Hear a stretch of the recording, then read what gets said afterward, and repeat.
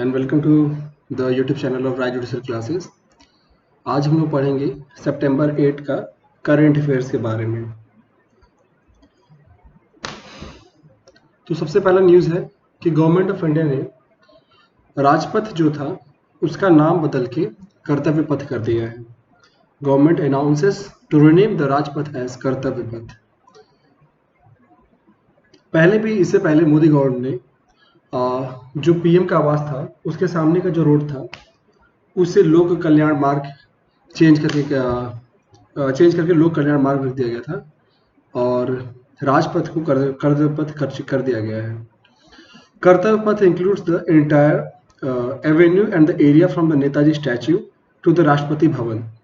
सो Netaji statue से लेकर राष्ट्रपति भवन तक का जो पूरा रास्ता है उसी को बोला जाता है कर्तव्य पथ।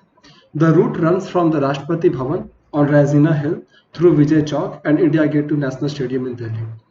सो बेसिकली एक बात नोटिस करने वाली है कि ये बेसिकली रेजिना हिल पे सिचुएटेड है और ये राष्ट्रपति भवन को विजय चौक से भी जोड़ती है।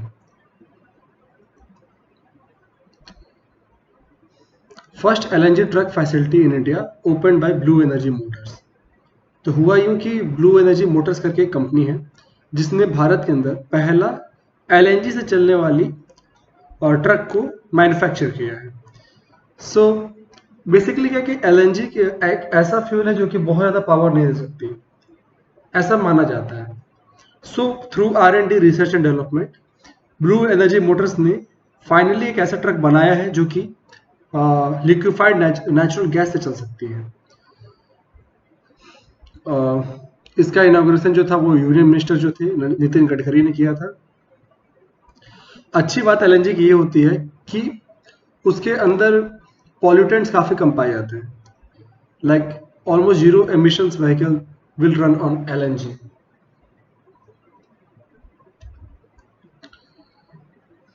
अब एक पोर्टल को लॉन्च किया गया है। उत्तराखंड गवर्नमेंट ने पोर्टल लॉन्च किया है जिसका नाम है Samarth e governance portal. So question ये बन सकता है कि which state have launched the Samarth e governance portal? Answer is Uttarakhand. ठीक है, जान लेते हैं इसके बारे में। The Uttarakhand education department launched an e governance portal Samarth. This portal provides all administrative and educational updates, including information about entrance exams, salary structure, and appointment from 5 state universities and 140 public schools. So basically समर्थ जो है वो एक education के field में जितने भी administrative या फिर एजुकेशनल अपडेट्स आने वाले हैं, लाइक कोई एग्जाम होने वाला है या फिर एजुकेशन के रिगार्डिंग कोई अपॉइंटमेंट करना है सरकार को, तो वो इन चीजों को नोटिफाई कर सकता है इस पोर्टल के थ्रू।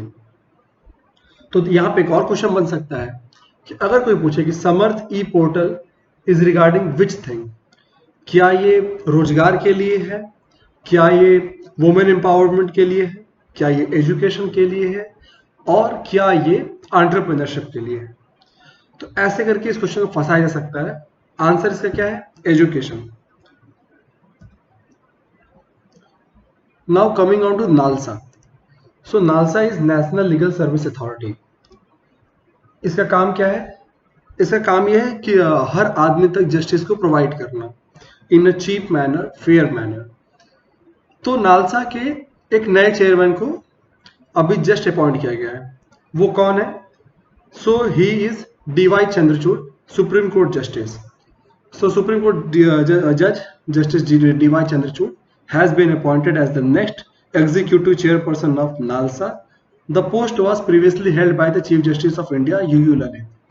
So basically इनसे पहले UU ललित जो है, जो कि प्रेजेंट CGI हैं, वो थे नालसा के चेयरमैन। अब चूंकि वो CGI बन चुके हैं तो ये नालसा के चेयरमैन का कार्यभार अब DY चंद्रचूड़ जी संभालेंगे। इन्हें नियुक्त कौन किया? तो इनको नियुक्त किया president of India Shrimati Droupadi Murmu ने। सो यहाँ पे कुछ क्वेश्चंस ऐसे बन सकते हैं कि जैसे फिलहाल में नालसा का चेयरमैन कौन है? तो that is obvious DY Chandrachud. Second point is that NALSA के चेयरमैन को अपॉइंट कौन करता है? कोई फंसा सकता है, मे बी कुछ लोगों लगे प्राइम मिनिस्टर हो सकता है, बट जनरली अपॉइंटमेंट की चीजें जो होती हैं वो प्रेसिडेंट द्वारा ही की जाती है, और इसका आंसर है प्रेसिडेंट ही है। Now coming on to Bharat electronics limited. So उन्होंने किया क्या कि भारत इलेक्ट्रॉनिक्स लिमिटेड एक कंपनी है स्मिथ डिटेक्शन, उनके साथ टाई अप किया, और वो मैन्युफैक्चर कर रहे हैं स्कैनिंग सिस्टम्स को, जो एयरपोर्ट्स पे, रेलवेज पे, या फिर इवन मॉल्स के अंदर भी कई सारे स्कैनिंग सिस्टम्स होते हैं, उनको डेवलप करने की कोशिश की जा रही है। So it is, you can say it is an initiative under make in India, और not just for the manufacturing purpose, अपने सिक्योरिटी के लिए भी काफी अच्छी बात यह है कि अगर हमारे security equipment made in India हो तो that will be more reliable for us. Now CCI, that is competition commission of India, इन्होंने अप्रूव किया, क्या अप्रूव किया, एक्विजिशन ऑफ बिल्डेस्क बाय पे यू पेमेंट। सो बेसिकली क्या है कि जब भी हम लोग ऑनलाइन पेमेंट करते हैं तो वो किसी एक सर्टेन पोर्टल के थ्रू होता है। Online payment is done by a certain portal. So फिलहाल आपने आपने चेक की, आपने देखा होगा, जैसे कि आप जब बिजली का बिल जमा करते हैं या फिर कोई भी ऑनलाइन आईआरसीटीसी का पैसा जमा करते हैं, तो देयर इज ए बिल्डेस्क पोर्टल, आप उसके थ्रू जमा करते हैं। सो वो बिल्डेस्क पोर्टल जो है उसे एक्वायर कर लिया है, पे यू पेमेंट करके कंपनी है, उसने कर लिया है 100% एक्विजिशन। ठीक। सो और इसे अप्रूव कौन किया, competition commission of India.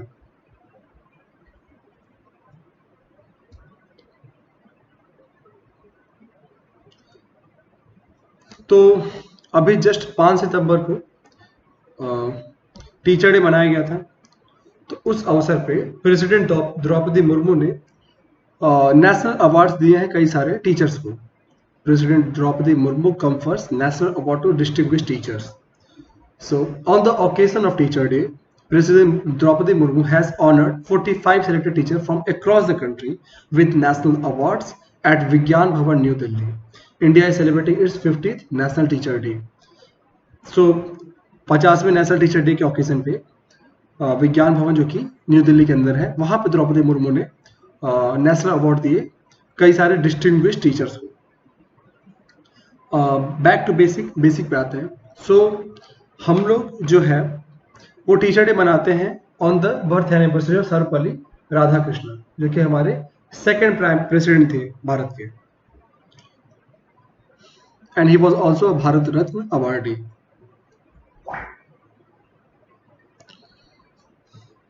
There is a index known as grievance redressal index.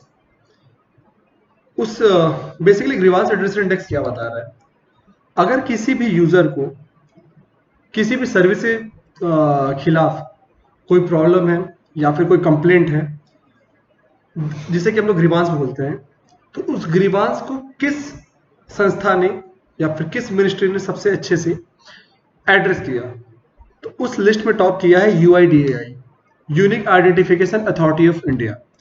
So, Unique Identification Authority of India has topped among all ministries' departments for resolving public grievances in the ranking.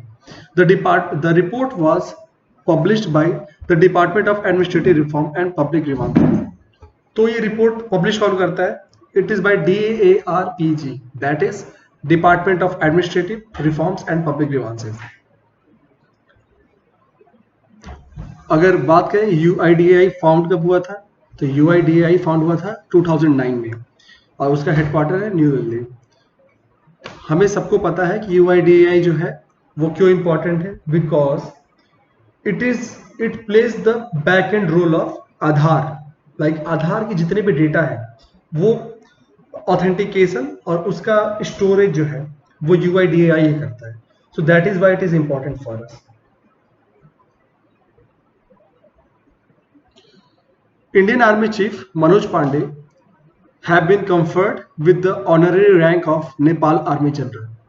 तो हुआ क्या था कि अभी मनोज पांडे जी जो हमारे army chief हैं वो नेपाल गए हुए थे, and he was conferred the title of honorary general of Nepali army by Nepal president Vidya Devi Bhandari. इनका नाम याद रख लीजिएगा, इंपॉर्टेंट है, लाइक पूछ सकता है कि विद्या Devi Bhandari is associated with which field, yeah, belongs to which country. So that could be a potential question. So General Pandey was honored at a special ceremony at the president's official residence, Sheetal Niwas, in the capital city of Nepal. He has also presented a sword and a scroll during the function. Okay, so there is a technology, IAD technology, which is successfully used by ISRO to land payloads on Mars and Venus. So basically IAD technology है क्या? It is an inflatable aerodynamic decelerator. मतलब inflate मतलब होता है कोई भी चीज, जैसे बलून जो होता है, तो बलून के अंदर एयर डालने पर वो इन्फ्लेट हो जाता है. एंड डिसलरेटर मतलब क्या होता है? वो ऐसी कोई भी प्रोसेस जो कि स्पीड को घटा सके. तो बेसिकली इस टेक्नोलॉजी का मतलब ये है कि अगर मैं अपने रॉकेट को लॉन्च करता हूं तो रॉकेट के कई सारे पार्ट्स जो होते हैं वो डिसोसिएट होते जाते हैं रॉकेट से जब वो रॉकेट आसमान में प्रोपेल करता है. तो वो इससे पहले होता क्या था कि वो जितने भी सामान रहते थे वो धरती पे गिर के डिस्ट्रॉय हो जाते थे. पर अब क्या है कि अगर हम लोग आईईडी का इस्तेमाल करें, दैट इज इंफ्लेटेबल एरोडायनेमिक डिसलरेटर, तो बेसिकली होगा क्या कि वो सामान जो है वो एक पैराशूट की तरह नीचे आएगा और हम उसे दोबारा यूज कर सकते हैं.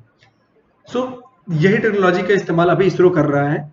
इससे कई सारे यूज हैं, लाइक अगर हम अपने ऑर्बिट में कोई सैटेलाइट भेजना चाहते हैं तो रिमेनिंग जितने भी कंपोनेंट है सैटेलाइट के वो धरती पे वापस विदाउट हार्म आ सकते हैं using this technology and we can reuse them. इसका और अगर एप्लीकेशन बोलो तो ये भी हो सकता है कि लाइक अगर कोई मैन्ड मिशन मैं करता हूँ लाइक मून पे, तो मून पे मुझे कोई चीज को लाइक कोई पार्सल ड्रॉप करना हो तो as a we can drop that parcel using the help of IID technology. So Vikram Sarabhai Space Center and ISRO division successfully test flew an IID from Thumba Equatorial Rocket Launching Station on a Rohini sounding rocket TERLS. अच्छा, sounding rocket क्या होता है?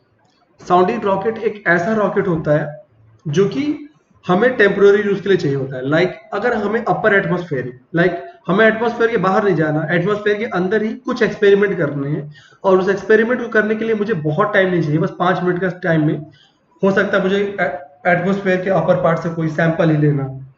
तो वैसे cases के लिए हम लोग रोहिणी रॉकेट का इस्तेमाल करते हैं, which are very cheap and they do these things very easily.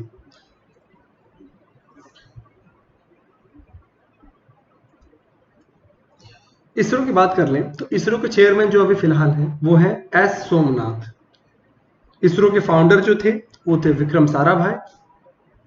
और इसरो कब फाउंड हुआ था? That was on 15 August 1969. Now PM Narendra Modi announced PM Shri scheme for upgrading 14,500 schools.